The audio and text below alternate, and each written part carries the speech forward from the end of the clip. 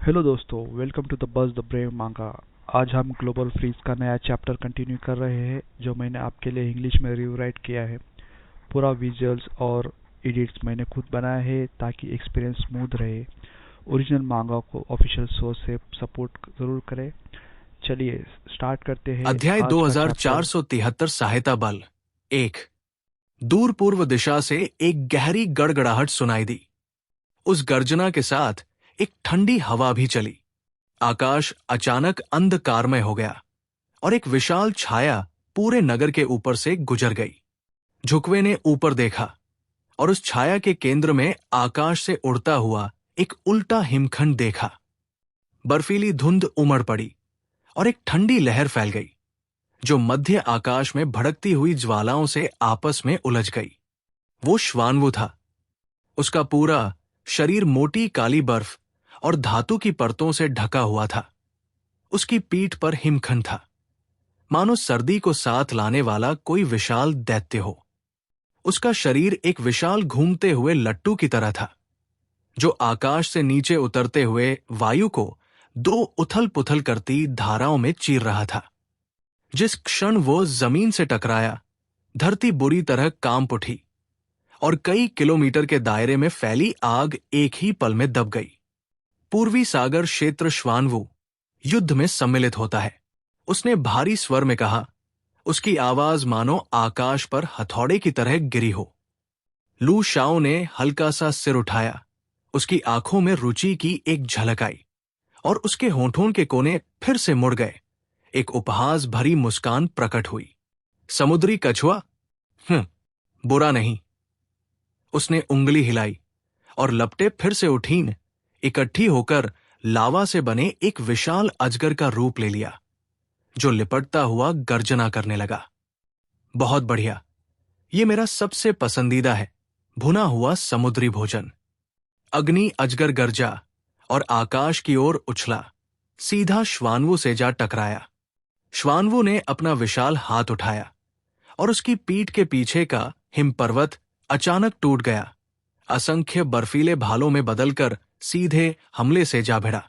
आकाश और धरती गरज उठे, बर्फ और आग एक दूसरे में उलझ गई और एक सच्चा प्रलयकारी तूफान बन गया।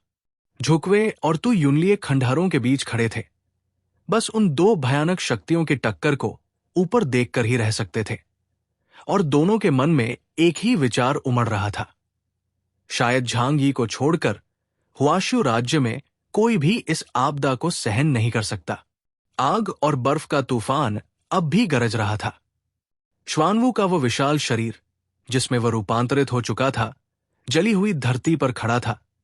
उसका आधा भाग बर्फीले क्रिस्टल का और आधा भाग इस्पात का था और वह लगभग थक चुके झुकवे और तू युनलिए की रक्षा कर रहा था। एक ऊंची ज्वाला दहाड़ती हुई आई और उसकी पीठ के पीछे के हिमखंड से टकराई, मानो सुनामी हो। बर्फ तुरंत भाप बन गई, लेकिन उसने हमले की तीव्र गर्मी को भी रोक लिया। तो युनलिए हांफते हुए अपने सामने खड़े उस विशाल अस्तित्व को देखकर उसकी आंखों में आशा फिर से जाग उठी। ये बहुत अच्छा है, 3 बनाम 1। बढ़त अब हमारे पास है। श्वानवु हंसा नहीं, लेकिन उसकी गंभीर आवाज संचार माध्यम में पर्वत की तरह गूंज उठी। अभी ज्यादा खुश मत हो। झुकवे चौंक गई और तू युनलिए स्तब्ध रह गया। श्वानवु ने धीरे धीरे सिर उठाया। उसकी बर्फीली नीली आंखों में आकाश की भड़कती ज्वालाएं प्रतिबिंबित हो रही थी। उसका स्वर भारी था। मैं समुद्री दैत्य प्रकार का अतिमानव हूं। मुझे लहरों पर सवार होकर समुद्र में जहाजों को नष्ट करना चाहिए, लेकिन जमीन पर, खासकर आग के सामने, मेरी शक्ति कम से कम 30% घट जाती है। वो रुका, उसकी सांस से ठंडक फैल गई। और वो साधारण आग को नियंत्रित नहीं करता, वो मैग्मा को नियंत्रित करता है। मैंने हिमखंड को खिसकाकर उससे निपटने की एक चाल आजमाई, लेकिन ये तरीका हर बार काम नहीं करेगा। पूर्वी सागर नगर के कमांड हॉल में ली गुआंगश्याओ प्रकाशपटल के सामने खड़ा था। उसका चेहरा गंभीर था। उसने सीधे संचार माध्यम में झूझेंग का नाम पुकारा और क्रोधित होकर प्रश्न किया, झूझेंग, तुम्हारे लोग कहाँ हैं? अगर ये और खिंचता रहा तो ये कुछ लोग टिक नहीं पाएंगे। ये कौन सा समय है? तुम अभी चीजें छिपा रहे हो। जल्दी से अपनी अतिमानवीय टुकड़ियां भेजो, खासकर न्यूबा को युद्ध क्षेत्र में। ली गुआंगश्याओ श्वानवू की क्षमताओं को बहुत अच्छी तरह जानता था। 32,000 की शक्ति सूचकांक वाला श्वानवू गहरे समुद्र में अब बेहद शक्तिशाली है, लेकिन इसकी कीमत यह है कि जमीन पर उसकी शक्ति बहुत घट जाती है। अगर श्वानवू और लू शाओ का युद्ध क्षेत्र समुद्र में बदल जाए तो वो भौगोलिक लाभ का उपयोग करके लू शाओ को तुरंत मार भी सकता है। लेकिन अब भौगोलिक लाभ श्वानवू के पक्ष में नहीं है। अतिमानवों के बीच की लड़ाइयों में समय, स्थान और मानवीय कारक अत्यंत महत्वपूर्ण होते हैं। अनुकूल समय और लाभकारी स्थान का अर्थ है कि क्या वातावरण असाधारण शक्तियों के विकास के लिए उपयुक्त है। मानवीय संसाधन का अर्थ है युद्ध शक्ति और बुद्धि। अब जब उन्होंने पहल करके हमला किया है तो तीनों ही प्रतिकूल स्थिति में है, खासकर भूभाग के मामले में। यही कारण था कि ली गुआंगश्याओ इतना चिंतित था और नियम न मानने के लिए झू झेंग को कड़ी फटकार लगा रहा था। ब्लिज़र्ड नगर की संचार स्क्रीन पर झू झेंग चुपचाप बैठा था, उंगलियों से मेज पर हल्की थाप देता हुआ। लान शिनचेंग ने संकोच से पूछा, क्या हमें झू यू को सहायता के लिए भेज देना चाहिए? झू झेंग ने आंखें बंद की और गहरी आवाज में कहा, नहीं। वो दिल से जानता था कि झू यू उसका सबसे गहरा तुरुप का पत्ता है और वो किसी अज्ञात शत्रु के सामने उसे उजागर नहीं कर सकता, भले ही युद्ध अत्यंत खतरनाक हो। वो उस स्त्री दानव को जोखिम में डालने को तैयार नहीं था। उसने धीमे स्वर में कहा, शत्रु ने अभी केवल कुछ ही लोगों को दिखाया है। ये एक शक्तिशाली प्राचीन सभ्यता है। संभव है कि वुलुआन साम्राज्य से भी अधिक शक्तिशाली हो। स्थिति स्पष्ट किए बिना झू यू को वहां भेजना उसकी मृत्यु का कारण बन सकता है। लान शिनचेंग ने सिर झुका लिया और फिर कुछ नहीं बोला। युद्ध क्षेत्र पर लपटें उमड़ रही थी और हवा दैत्य की तरह दहाड़ रही थी। लू शाओ आग के समुद्र के बीच खड़ा था। उसका स्वरूप मानो प्रचंड सूर्य के नीचे खड़ा कोई सम्राट हो। वो छोटी लड़की झू यू नहीं आ रही? झुकवे ने भौहें सिकोड़ ली। उसका हृदय अपार क्रोध से भर गया। उसने तू युनलिए की ओर देखा, कुछ नहीं कहा, फिर भी मानो सब कुछ कह दिया हो। तू युनलिए के चेहरे की मांसपेशियां हल्के से फड़क उठीं। उसे अत्यंत शर्मिंदगी महसूस हुई, लेकिन वो चुप ही रहा। शायद झू झेंग के अधीन कई वर्षों तक रहने के कारण वो उसके स्वभाव को बेहतर समझता था। ठीक है, 3 बनाम 1, हम अब भी लड़ सकते हैं। मैं उसकी आग को सील करूंगी। श्वानवू, तुम मुख्य आक्रमण बनोगे और झूरों के बारे में हालात देख कर करना होगा। 16,000 की शक्ति सूचकांक वाला अतिमानव इस समय केवल सीमित भूमिका निभा सकता था, लेकिन कुछ न होने से बेहतर था। झुकवे ने हाथ उठाया और नीली ज्वालाएं एक बार फिर प्रज्वलित हो उठीं।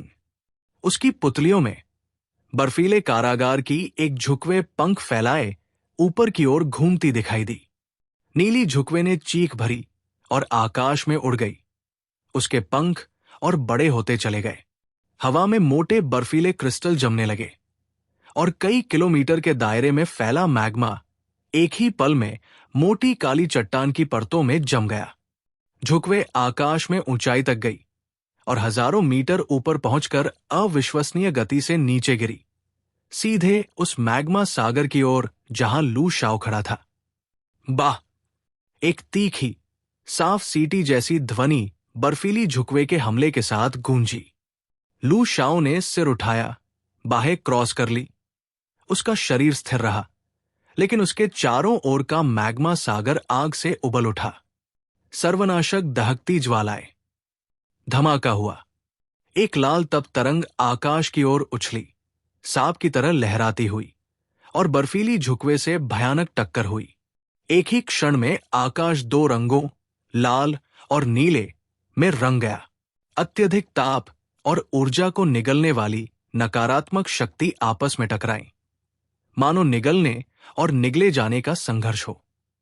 आग और बर्फ की टक्कर ने हवा को भी करहाने पर मजबूर कर दिया, लेकिन झुकवे की क्षमता के बावजूद वो लू शाओ की शक्ति को पूरी तरह सोख नहीं सकी। झुकवे हवा में इंच दर इंच टूटती चली गई। उसका बिखरता रूप दुखद रूप से सुंदर था। तो युनलिए बगल से कूदा। उसके शरीर के भीतर अग्नि विस्फोट की गर्जना गूंज रही थी। उसकी मुट्ठी उल्का की तरह गिरी, हजारों मीटर दूर से लू शाओ के सीने पर जा लगी। तो युनलिए के हमले का सामना करते हुए लू शाओ ने बस उदासीनता से एक बाह उठाई। उसकी बाह पर बने अग्नि चिन्ह पिघले हुए सोने की तरह चमक उठे। मुट्ठी उसके सीने से टकराई, लेकिन केवल आग की एक बहुत छोटी नगण्य सी लहर ही उठ सकी। Chapter 2474 reinforcements 2। ये देखकर कि केवल 16,000 सुपर पावर इंडेक्स वाला ये आदमी इतनी घमंड के साथ खुद ही उस पर हमला करने आ गया, लू शाओ हल्के से मुस्कराया। उसकी आंखों में साफ तिरस्कार भरा हुआ था। उसने ठंडी आवाज में कहा, सच में मौत को बुला रहा है। अचानक उसके शरीर से एक जलता हुआ लाल ऊर्जा का घेरा फूट पड़ा, जो सामने खड़े तो युनलिए की तरफ तेजी से फैल गया। तो युनलिए संभल ही नहीं पाया और सीधे उस वार की चपेट में आ गया। उसका शरीर टूटे हुए धागे से छूटे उल्कापिंड की तरह दर्जनों मीटर दूर जा उड़ा और एक टूटी फूटी इमारत से जा टकराया। लू शाओ ने व्यंग्य से कहा, बस इतनी ही ताकत है तुम्हारी? उसकी नजर ब्लेड की तरह तेज थी। ये आदमी श्वेनवू और सुजाको भी कुछ देर के लिए चुप रह गए। वे पहले ही कह चुके थे कि तू युनलिए की ताकत सामने से लड़ने के लिए बहुत कम है और उसे बस किनारे से सपोर्ट देना चाहिए था। शायद झू झेंग के देर से मदद भेजने के कारण तो युनलिए को अपराध बोध हुआ और उसने खुद ही आगे बढ़कर हमला कर दिया। लेकिन ऐसी स्थिति में अंधा साहस जीत नहीं दिला सकता। सुजाको ने लू शाओ की ओर देखा। उसका चेहरा धीरे धीरे ठंडा होता गया। उसने अपने अंगूठे और तर्जनी से बर्फ के क्रिस्टल जैसी हीरे के आकार की मुद्रा बनाई। उसके पीछे खड़ा विशाल आइस प्रिजन वर्मिलियन बर्ड अपने पंख फैलाने लगा और एक बेहद ठंडी आभा चारों ओर फैल गई, जिससे लू शाओ के पैरों के नीचे की मैग्मा जमने लगी। Ice prison vermilion bird, extreme cold burial realm. नीली रोशनी ने आकाश और धरती को चमका दिया और जमी हुई लहरें चारों तरफ फैल गई। ये देखकर श्वेनवू गरजा और उसके मुंह से नीली रोशनी की एक किरण निकली, मिस्टिक लाइट कैनन। वो किरण पहाड़ के टूटने जैसी थी और पल भर में आग के तूफान को चीरती चली गई। लू शाओ का शरीर झटके में घिर गया और उसकी आग सिमटकर छोटे छोटे चिंगारियों जैसी हो गई। ये एक शानदार मौका है। इसके तुरंत बाद श्वेनवू ने अपना शरीर घुमाया। उसका विशाल कवच गूंज उठा। Top gyro break. पूरा शरीर घूमते हुए एक विशाल साए में बदल गया। तेज बवंडर उठाता हुआ वो उस आग के क्षेत्र में जा टकराया जहां लू शाओ खड़ा था। अब श्वेनवू का शरीर 1000 मीटर से भी ज्यादा लंबा था। उसके अंदर अर्धयांत्रिक बदलाव किए जा चुके थे। उसके पास पूर्वी समुद्री क्षेत्र का सबसे उन्नत परमाणु रिएक्टर था और उसकी मांसपेशियां और हड्डियां भी ये मेटल के पुराने संस्करण से मजबूत की गई थी, क्योंकि झांग यी ने कुछ मूल रहस्य अपने पास ही रखे थे। लेकिन इसमें झांग यी की गलती नहीं थी। लू केरान के बिना कोई भी नवीनतम यी मेटल को दोहरा नहीं सकता था। फिर भी श्वेनवू का शरीर इंसानी दुनिया में पहले से ही दूसरे दर्जे के स्तर पर था। सिर्फ झांग यी की टीम उससे ऊपर थी, जिनके सभी सदस्य डेमन गॉड आर्मर पहने हुए थे। ये पहाड़ जितना विशाल और बेहद मजबूत शरीर सीधे अपने नंगे मांस से लू शाओ पर जा टकराया। उसकी ताकत एक विशाल पहाड़ के गिरने जैसी थी। धमाका। टॉप जायरो का विशाल घूमता शरीर लावे के समंदर में जा घुसा। भयानक लाल लावे की लहरें चारों दिशाओं में फूट पड़ी और जलता हुआ लावा हर तरफ फैल गया। पूरा कुरामा शहर हिल गया। सुजाकू और तू युनलिए केंद्र की ओर टकटकी लगाए देख रहे थे। तो युनलिए ने धीमे से पूछा, क्या ये खत्म हो गया? जैसे ही उनकी सांसें थोड़ी संभली, आग के समंदर से अचानक एक हाथ बाहर निकला। वो हाथ जलती हुई आग से ढका हुआ था। उसकी उंगलियां कास्ट आयरन जैसी थी और उससे लावा टपक रहा था। लू शाओ धीरे धीरे बाहर निकला। उसका शरीर काफी दूर तक उछल चुका था और उस पर चमकती दरारें साफ दिखा रही थी कि वो घायल हुआ है। लेकिन घायल होने के बाद उसकी आभा और भी ज्यादा भयानक हो गई थी। उसके शरीर की आग और तेज चमकने लगी, जिससे आकाश के बादल भी खून लाल हो गए। उसने होंठ चाटते हुए कहा, बुरा नहीं, काफी दिलचस्प है। उसकी आवाज में आनंद था, लेकिन उसकी आंखों में जमी हुई हत्या की ठंडक डरावनी थी। तुम जमीन पर रहने वाले लोग सच में मुझे घायल करने लायक हो। आज मैं तुम्हें 3 जमीनी कुत्तों की उपाधि देता हूं। लेकिन अब लगता है कि मुझे थोड़ा गंभीर होना पड़ेगा।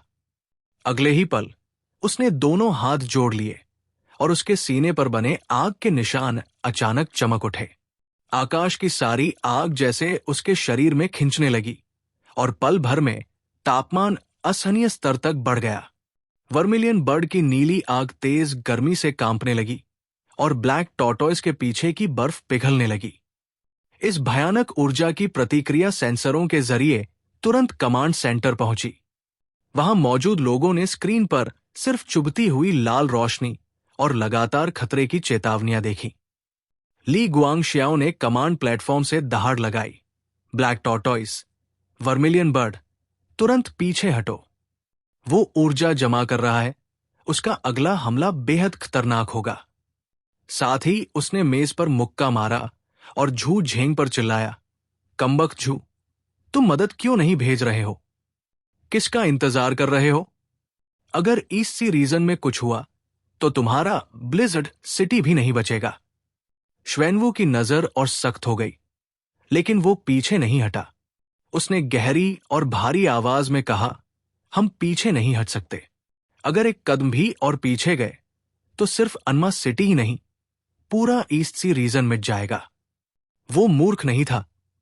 अगर वो, जो पूरे ईस्ट सी रीजन का सबसे मजबूत योद्धा और व्हाइट बिशप स्तर का सुपरह्यूमन है, दुश्मन को नहीं हरा सका, तो उन्हें ईस्ट सी सिटी के बाहर की सारी जमीन छोड़नी पड़ेगी।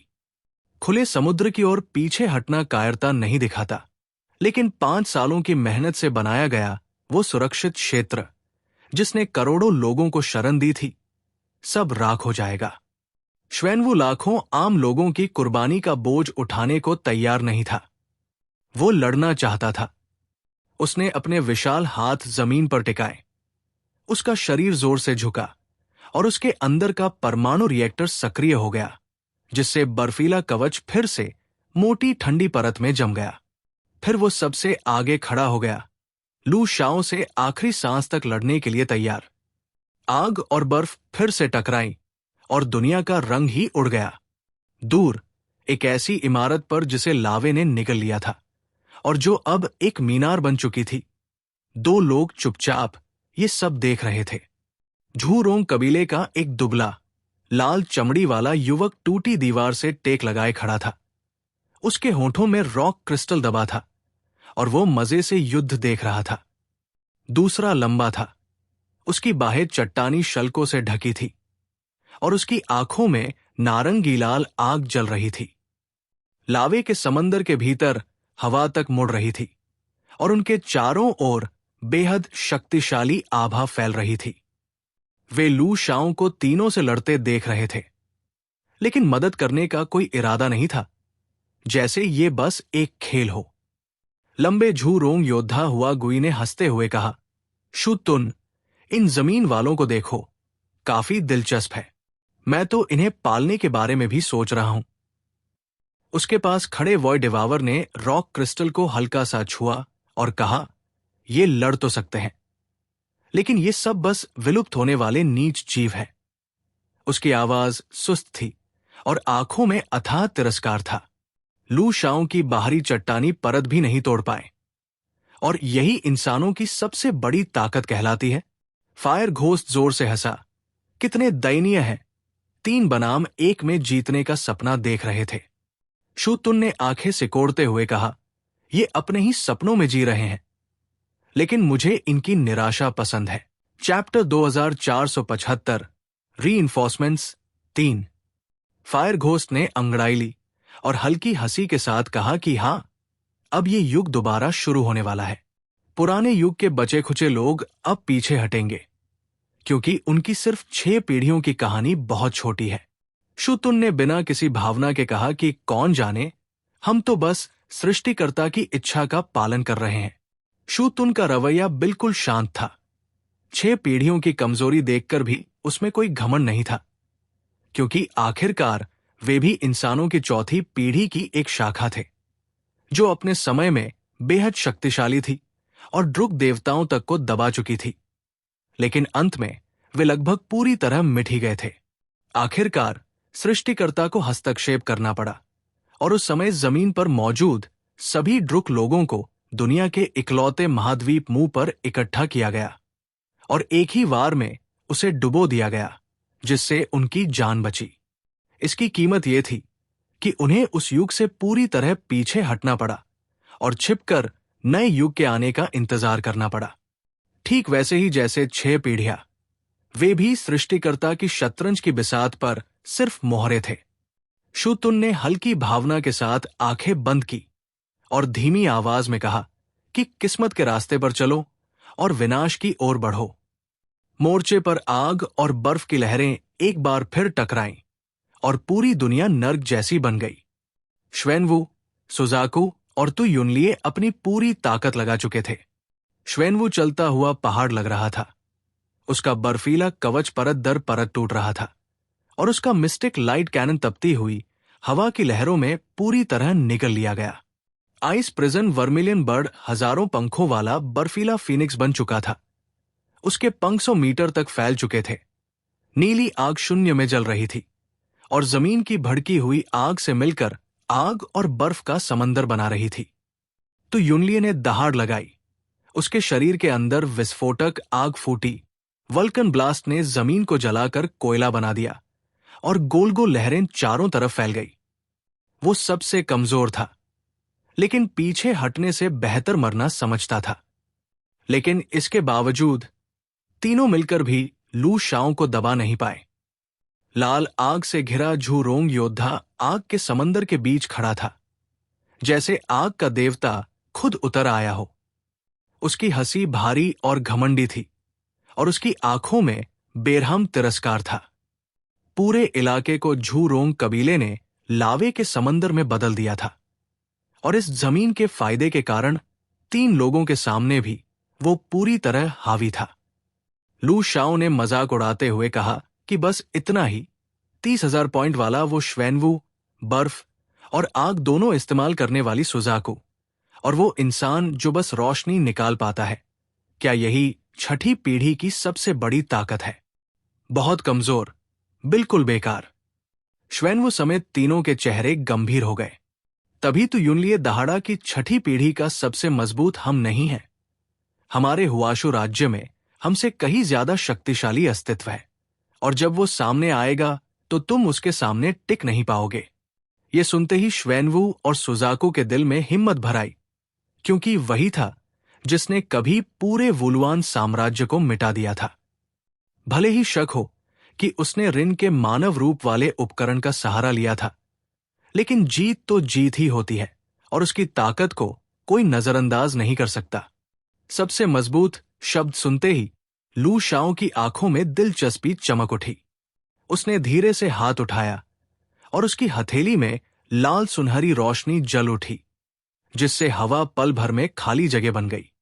उसी पल सुजाकू ने जमीन के नीचे से आती एक जाने पहचानी ऊर्जा को महसूस किया और अगले ही क्षण उसकी आइस प्रिजन सुजाकू ढह गई।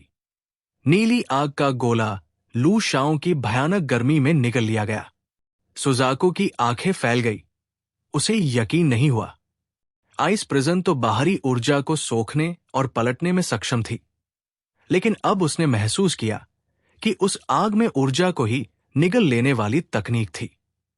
लू शाओ हल्के से मुस्कुराया और बोला कि तुम्हारी ताकत बुरी नहीं है, लेकिन असली युद्ध देख चुके झूरोंग योद्धा के सामने तुम अभी बहुत कच्ची हो। क्या तुम्हें सच में लगा कि मैं तुम्हारी क्षमता समझ नहीं पाया। उसने उल्टे हाथ से जोर लगाया और पूरी जमीन धधकती हुई लाल खाई में बदल गई। आग सुनामी की तरह हर चीज निगलने लगी। तो युनलिए गरजते हुए आगे बढ़ा, लेकिन उसकी मुट्ठी लू शाओ तक पहुंचने से पहले ही एक कोहनी से उसे उड़ा दिया गया।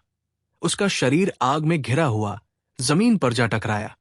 श्वेनवू ने दांत भींचे और अपना विशाल शरीर आगे कर दिया।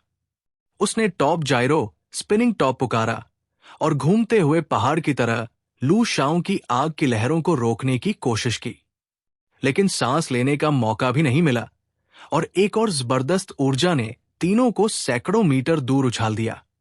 दर्जनों ऊंची इमारतें टूट गई।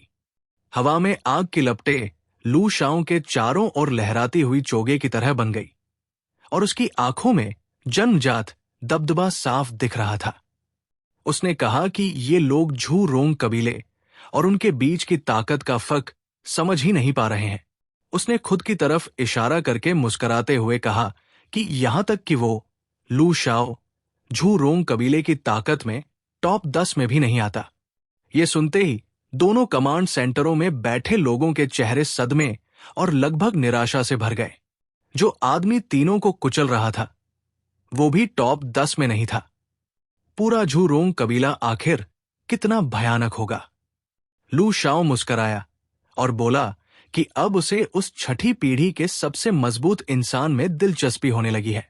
उसने लावे पर पैर रखते हुए कहा कि वो उन्हें मौका देता है उस इंसान को बुलाने का, लेकिन जल्दी करें क्योंकि उसका धैर्य ज्यादा नहीं है, खासकर कमजोरों के लिए। सुजाकू और श्वेनवू ने एक दूसरे की तरफ देखा। उनकी आंखों में भारीपन था। उन्होंने पहले ही देख लिया था कि शुतुन और हुआगुई, जो अब तक लड़े भी नहीं थे, दूर खंडहरों पर खड़े होकर इस लड़ाई को तमाशे की तरह देख रहे थे। इस लड़ाई में उनके बचने की संभावना बेहद कम थी। जू यू आ भी जाए तब भी पलटना मुश्किल था।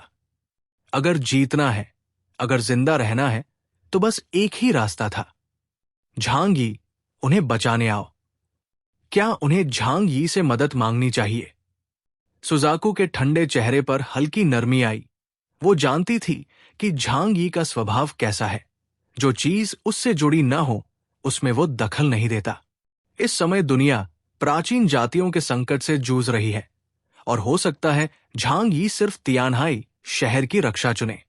श्वेनवू ने भारी आवाज में कहा कि क्या लगता है, झांग यी आ जाए तो क्या वो इन तीनों को हरा देगा? उसने दूर खड़े फायर डेमन और वॉइड डिवावर की तरफ देखा और कहा कि वो दोनों तो इसे भी ज्यादा भयानक लगते हैं और शुरू से हमें कीड़ों की तरह खेल रहे हैं। झांग यी को बुलाना शायद उसे भी खतरे में डाल दे। श्वेनवू ने गहरी सांस ली और कहा कि अगर हमें मरना ही पड़े तो कम से कम हुआशु राज्य के लिए रास्ता छोड़े। झांग यी बाकी लोगों को लेकर भाग सके, उसकी ताकत कम से कम इतने लोगों को बचा सकती है कि पूरा हुआशु राज्य मिटने से बच जाए। दोस्तों, ये था आज का चैप्टर। आपको एपिसोड कैसा लगा कमेंट में ज़रूर बताएं। अगर आप मांगा स्टोरीज एंजॉय करते हैं तो वीडियो को लाइक करें और बस द ब्रेव मांगा को सब्सक्राइब करना मत भूलिए। मिलते हैं नेक्स्ट चैप्टर में। Thank you.